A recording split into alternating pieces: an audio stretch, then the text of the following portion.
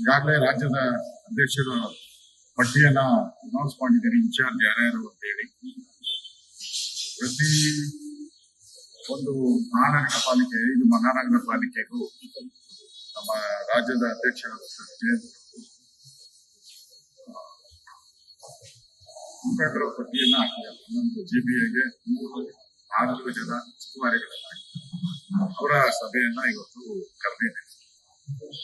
ಪ್ರತಿ ವಿಧಾನಸಭಾ ಕ್ಷೇತ್ರಕ್ಕೆ ಭೇಟಿ ಮಾಡಿ ಅಲ್ಲಿ ಮತದಾರರ ಪರಿಷ್ಕರಣೆ ಇರ್ಬೋದು ಅಥವಾ ಅಭ್ಯರ್ಥಿಗಳು ಯಾವ್ಯಾವ ಅಭ್ಯರ್ಥಿಗಳು 49 ಕ್ಷೇತ್ರಗಳಿಗೆ ಎಷ್ಟು ಅಭ್ಯರ್ಥಿಗಳಿದ್ದಾರೆ, ಯಾವ ಅಭ್ಯರ್ಥಿಗಳು ಗೆಲ್ಲುವಂತದ್ದಿದೆ, ಮತ್ತೆ ಎಲ್ಲಿ ಸಮಸ್ಯೆ ಇದೆ, ಎಲ್ಲವನ್ನ ಚರ್ಚೆ ಮಾಡಿ ಒಂದು ವಾರದೊಳಗೆ ಸುದ್ದಿ ಮಾಡೋದ್ರಿಂದ ನಮ್ಮೆಲ್ಲ ನಮ್ಮ ರಾಜ್ಯದ ಅಧ್ಯಕ್ಷರನ್ನು ಮಾಡಿ ಮುಖಂಡರಿಗೆ ಈಗಾಗಲೇ ಸೂಚನೆಯನ್ನ ಬೆಳಗ್ಗೆ 9 ಗಂಟೆಗೆ ನಾವು ಚರ್ಚೆ ಮಾಡಿಕೊಂಡಿದ್ದೇವೆ. ಜಿಬಿ ಎಲೆಕ್ಷನ್ ಕಾಂಗ್ರೆಸ್ ಅವರು ಮಾಡ್ತಾರೋ ಬಿಡ್ತಾರೋ ಗೊತ್ತಿಲ್ಲ, ಆದ್ರೆ ಬಿಜೆಪಿ ಇದ್ರ ಬಗ್ಗೆ ಈಗಾಗಲೇ 4-5 ಸಭೆಗಳನ್ನ ಮಾಡಿದ್ದೀರಿ. ನಮ್ಮ ಇನ್ಚಾರ್ಜ್ ಕೂಡ ಬಂದೋಗಿದ್ದಾರೆ, ರಾಮ್ ಮಾಧವ್.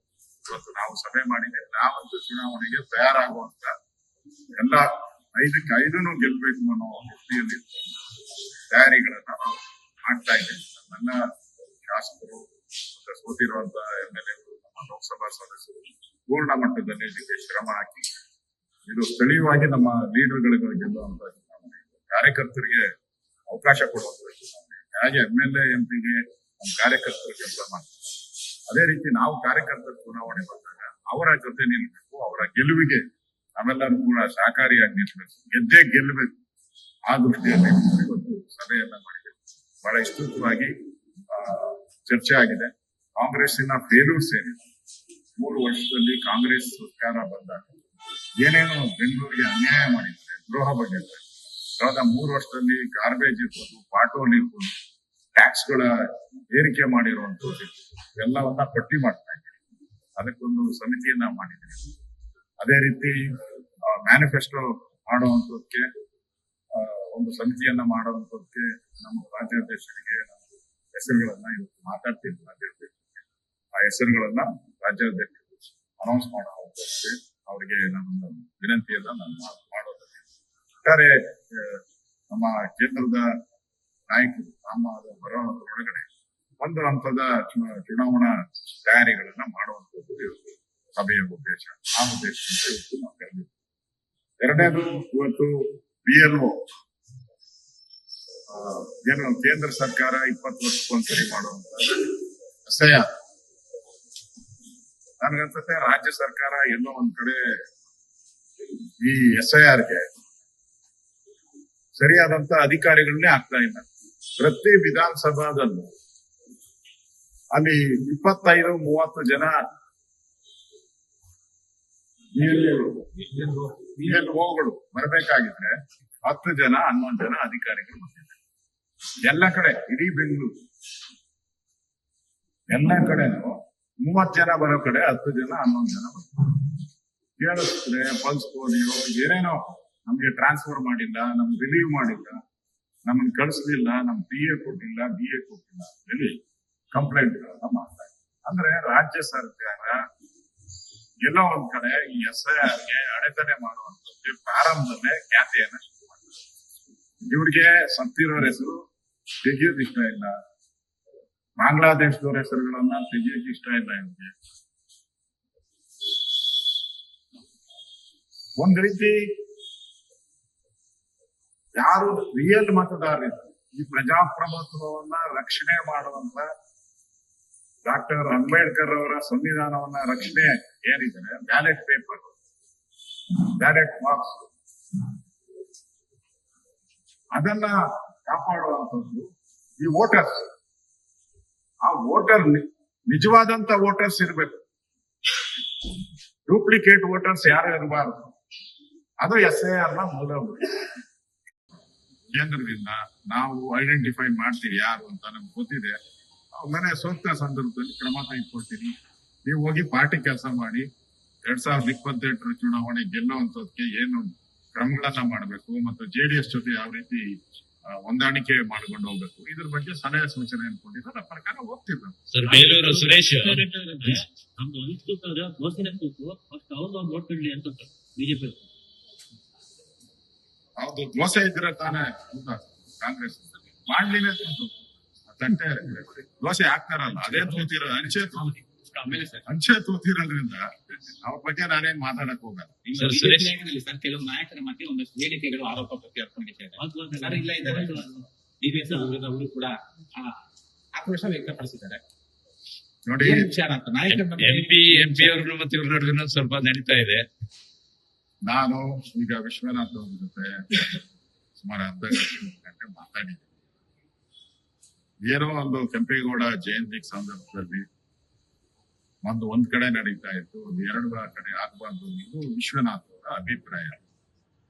ಅದಕ್ಕೆ ಸಂಬಂಧಪಟ್ಟಂತೆ ಒಂದಷ್ಟು ಪರಸ್ಪರ ಮಾತುಗಳು ಆಗಿರೋದು ಸತ್ಯ, ಅದನ್ನು ಮುಚ್ಚಿಡೋ ಪ್ರಶ್ನೆನೇ ಇಲ್ಲ. ಈಗ ಪಾರ್ಟಿ ನಾವೆಲ್ಲ ಒಟ್ಟಾಗಿ ಹೋಗ್ಬೇಕು, ಒಂದಾಗಿ ಹೋಗ್ಬೇಕು ಅನ್ನೋ ದೃಷ್ಟಿಯಿಂದ ವಿಶ್ವನಾಥ್ ಅವರು ಕೂಡ ಮಾತಾಡಿದ್ದಾರೆ. ಅದರಿಂದ ಇಲ್ಲಿಗೆ ಅದನ್ನ ಮುಕ್ತಾಯ ಮಾಡಿದಿರಿ.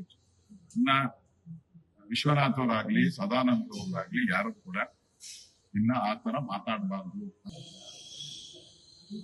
ಹಿಂದೆ ಕಳೆದ ಒಂದು 15 ವರ್ಷದ ಪಟ್ಟಿ ತಗೊಂಡು ಯಾವ್ಯಾವ ಕಾನ್ಸ್ಟಿಟ್ಯೂನ್ಸಿಗೆ ಎಷ್ಟೆಷ್ಟು ಹಣ ಹೋಗಿದೆ ಅಂತ ಪಟ್ಟಿ ತಗೊಂಡು ಒಂದು 15 ವರ್ಷದ ಕೊಡಿ. ಅವಾಗೆಲ್ಲ ಬಂದ್ಬಿಡ್ತಾರೆ, ಕಾಂಗ್ರೆಸ್, ಜನತಾ ದಳ, ಬಿಜೆಪಿ 3 ಬಂದಿದೆ. 15 ವರ್ಷದ ಕೊಡಿ, ಯಾವ್ಯಾವ ಕಾನ್ಸ್ಟಿಟ್ಯೂನ್ಸಿಗೆ ಎಷ್ಟೆಷ್ಟು ಹಣ ಹೋಗಿದೆ ತೆಗೀರಿ, ಬಿಡುಗಡೆ ಮಾಡಿ. ಕಾರ್ಪೊರೇಷನ್ ಇಂದ, ಸರ್ಕಾರದಿಂದ ಬಿಡುಗಡೆ ಮಾಡಿ. ಅವಾಗ ಹೇಳಿ ತಾರತಮ್ಯ ಎಲ್ಲ ಆಗಿದೆ ಅಂತ ಹೇಳಿ. ನಮ್ದು ಸರ್ಕಾರ ಇತ್ತಲ್ಲ, ಬಿಜೆಪಿ ಸರ್ಕಾರ. ಯಡಿಯೂರಪ್ಪನಲ್ಲಿದ್ದಾಗ,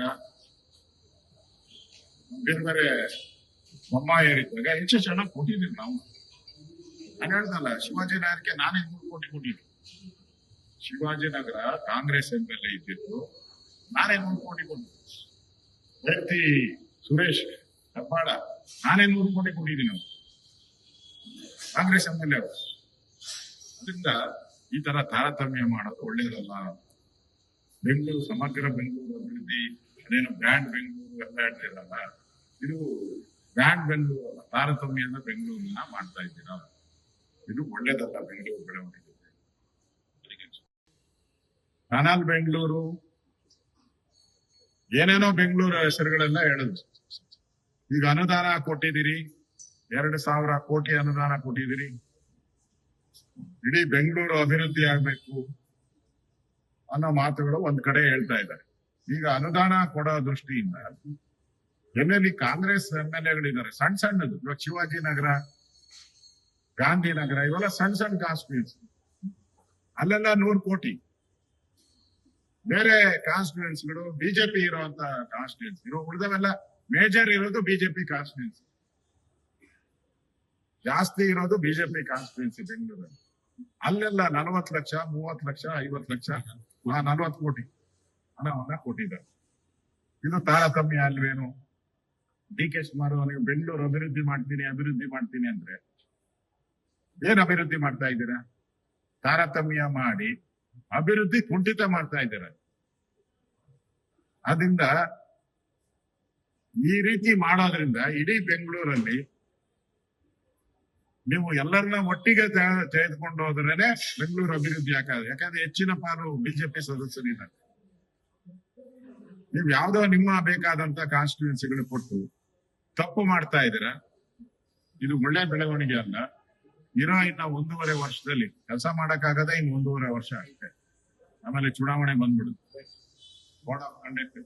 ಅಷ್ಟರಲ್ಲಿ ನೀವು ಈ ಟೆಂಡರ್ ಕರೆದು ಅದಕ್ಕೆ ವರ್ಕ್ ಆರ್ಡರ್ ಕೊಟ್ಟು ಎಲ್ಲ ಮಾಡೋ ಅಷ್ಟೊತ್ತಿಗೆ ಇನ್ನು 6 ತಿಂಗಳಾಗ್ತದೆ. ಈ ತಾರತಮ್ಯವನ್ನ ಇಮಿಡಿಯೇಟ್ ಆಗಿ ಸರ್ ಮಾಡಬೇಕು ಅನ್ನೋ ಆಗ್ರಹವನ್ನ ಮಾಡ್ತಾರೆ.